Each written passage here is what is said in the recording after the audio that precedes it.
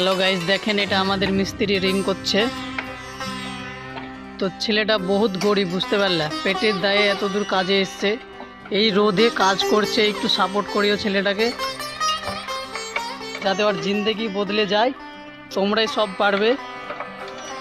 দেখো কত কষ্ট, বাড়িতে মেয়ে ছেলে রেখে কাজ করতে এসছে।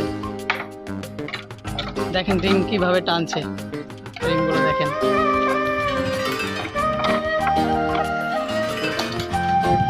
ছেলেটার নাম হচ্ছে বাবুল শেখ।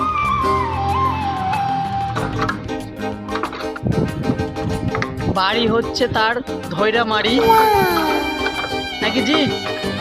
একটু বলে দাও ক্যামেরার সামনে।